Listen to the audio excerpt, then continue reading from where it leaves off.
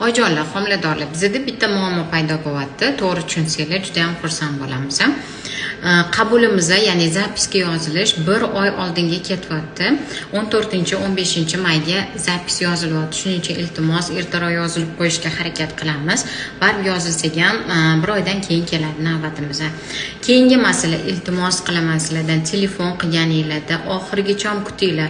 Siz 2-3 o'chiridsiz demayapti endi telefon, faqat quruq gudok ketadi.